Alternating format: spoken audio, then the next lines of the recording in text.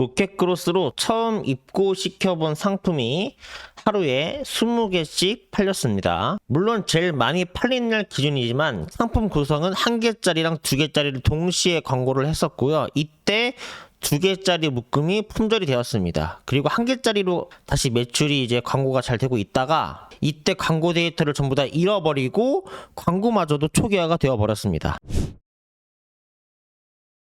그래서 제가 해야 되는 컨텐츠는 이 품절된 상품을 다시 살릴 수 있을 것인가가 되어 버렸습니다. 그래서 재고를 지금 600개를 다시 입고시키고 있고요. 근데 또 문제는 품절만 되고 끝난 게 아니라 광고 데이터도 모두 사라졌습니다. 이 두 가지를 이미 하고 있으니까 이거는 다음 컨텐츠에서 어차피 말씀드릴 수밖에 없을 것 같고요. 그러면 일단은 어떻게 첫 상품으로 하루에 20개씩 팔리게 만들었는지 더 말씀드려보도록 하겠습니다. 안 팔리다가 갑자기 팔리기 시작하면서 한 번에 확 재고를 땡겨간 거거든요. 그러다 보니 뭐 어떻게 대비를 할 수도 없었어요. 그래서 얻은 프로세스 규칙 첫 번째가 만약 즉시 해외에서 입고시켜서 테스트를 한다라고 하면 최소 수량은 200개에서 300개로 해야겠다.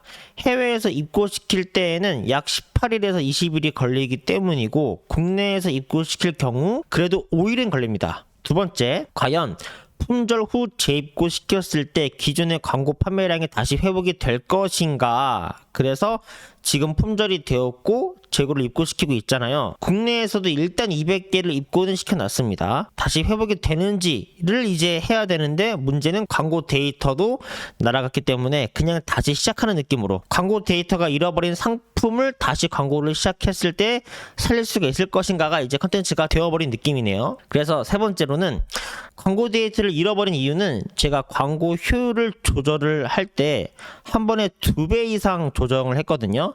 근데 2배 이상 조정을 할 때 경고창이 뜨기는 했습니다. 워낙 이 쿠팡이나 어떤 플랫폼들이 거짓말을 많이 하고 경고를 많이 하잖아요. 비슷하게 페이스북 메타 광고를 할 때에도 똑같은 경우가 있었고 페이스북은 진짜로 그렇게 적용이 되었어요. 실제로도 2배 이상 조정을 했을 때 광고가 깨지거나 무너지긴 했거든요. 근데 쿠팡도 똑같이 그렇다라고 결론을 좀 지어도 될 것 같아요. 왜냐하면 2배 이상 조절을 하고 나서 보니까 광고 센터에 해당 광고가 꺼져 있었고 준비 중으로 나오면서 그날과 그 다음날 광고 비용이 지출되지가 않았어요. 그리고 그 다음날부터 제가 맨 처음에 제가 광고를 안 돌리고 안 팔릴 때 머신러닝이 되고 있을 때의 느낌대로 다시 광고가 타기 시작했습니다. 그리고 다섯 번째, 공격적인 광고 전략을 조금 적당히 해야 될 것 같다. 자금력이 있다고 해서 너무 큰 손해를 감수하지 말고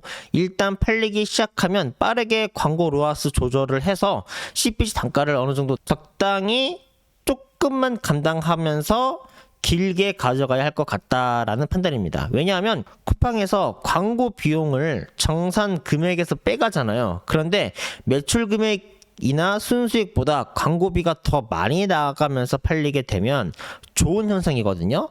내가 그 시장을 조금씩 점유하고 있다라는 거고 그렇게 해서 얻은 점수를 나중에 수익화를 시키면은 한 번에 시장에서 이 물건을 필요로 하는 사람들을 확 데리고 올 수가 있거든요. 그렇게 쭉 가면 됐는데 각종 품절 및 여러 문제가 같이 생기면서 수익화 전환을 하기도 전에 광고 비용 관련해서 문제가 생길 수 있습니다.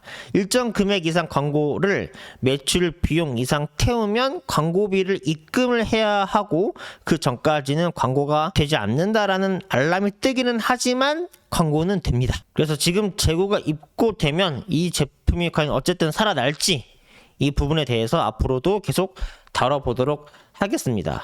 그래서 여기 보시면 처음에 광고를 했을 때 거의 1, 2, 3, 4, 5, 6, 7, 8, 9일에서 10일 동안 한 건의 매출도 없고 광고비도 안 태워지고 있다가 갑자기 10일째부터 광고가 타기 시작하면서 판매가 일어나면서 한 3, 4, 5일 만에 바로 품절이 되어버린 거거든요. 결론은 국내에서 제품을 35개씩 뭐 50개씩 입고시킨다라고 해서 이걸 테스트할 수가 없다. 테스트는 가능해요. 적당한 목표 수익률을 설정해서 빠르게 시장을 진입해가지고 내가 다 먹는 게 아니라 천천히 진입하면서 먹을 거라면은 가능할 것 같은데 빠르게 진입시켜가지고 확 땡겨오려고 하면은 그게 조금 어려울 것 같아요. 그래서 천천히, 그래서 생긴 기준이 한 번에 제품을 입고 시킬 때 최소 200개는 돼야 할 것 같아요. 왜냐면은 한 번에 잘 되기 시작하면 하루에 그래도 최소 10개에서 20개는 팔릴 거 아니에요? 그러면은 한 5일만 지나면 바로 100개의 재고가 사라져 버립니다. 그러면 어쨌든 한 번에 그래도 10개 이상 팔리게 되면 그때부터 바로 광고 조절을 해야 될 것 같아요. 그러면은 광고 조절을 하면서 하루에 10개 팔리던 거나 20개씩 팔리던 것이 한 하루에 5개씩이나 뭐 한 8개씩 팔리게 조정이 되면서 수익이 좀 더 커지겠죠. 그러면은 이제 이 제품은 되는구나 라고 판단을 하고 다음 재고를 입고시켜서 이 상품을 유지할 수가 있을 것 같아요. 그리고 원래 제 전략이 무엇이었냐면은 이 로아스가 있잖아요. 이제 여기 보시면 이제 보이시겠지만은 노출수나 클릭수를 확 땡겨와서 막 억지로 판매를 일으키고 있다가 조정을 하게 되면은 그때부터 조금씩 노출수가 줄어들지만 판매되는 광고 지출 비용이 있잖아요. 요게 적당히 지출되기 시작하면서 자연 판매도 일어나기 시작하면서 수익 전환이 되고 수익이 이제 나기 시작하면서 앞에서 태웠던 비용들이 회수가 되는 거거든요. 그런데 이걸 하기도 전에 모든 재고가 탈탈 털렸습니다. 그리고 광고도 데이터가 날아갔습니다. 광고 효율을 조정할 때는 30%씩 이제 조절을 해서 데이터를 이제 흡수하고 얼마 정도까지 광고 효율을 조정해야 되느냐가 있잖아요. 그건 이걸 보시면 돼요.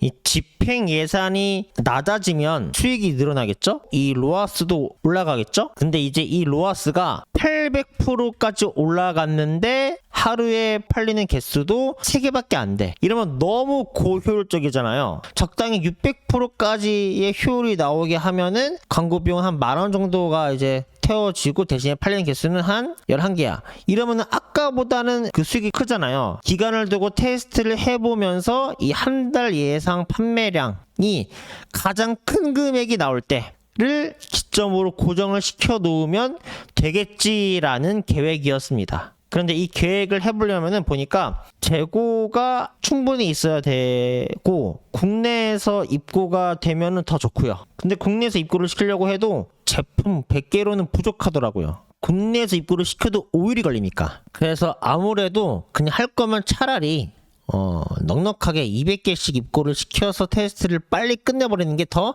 낫겠다라는 생각을 가지게 되었습니다. 자, 그래서 오늘까지 이 사업을 해보고 겪은 데이터를 토대로 새로운 전략과 가치관이 생겼잖아요. 아무것도 안 했으면 아무것도 못 배웠을 텐데 일단 해보니까 어떤 문제가 발생하는구나, 어떤 기준을 새로 세워야 되겠구나 라는 판단이 서기 시작했죠. 예, 그래서 이렇게 사업을 하면은 새로운 많은 것들을 배워서 아주 재미있는 하루하루를 살 수가 있다. 그리고 해결되면 그것이 기쁨이나 만족으로 연결되는 것이 아니라 바로 내 통장의 수익으로 전환이 되는 것이다를 다시 한번 이제 강조드리면서 오늘 컨텐츠를 마치도록 하겠습니다. 이 제품뿐만 아니라 입고 중인 제품이 더 있거든요. 그 제품들은 또 어떻게 되는지, 또 어떤 문제들을 겪고 제가 그것을 과연 해결할 수 있을 것인지 궁금하시면 구독, 좋아요, 알람 설정 부탁드리고, 로켓크로스 관련한 모든 자료는 제가 충분한 수익을 벌어내기 전까지는 전부 무료로 댓글 보시고 얼른 오셔서 가져가시면 좋겠습니다. 감사합니다. 네, 로켓크로스를 처음부터 매출을 조금씩 성장시켜 가며 실시간으로 공유를 하고 있습니다.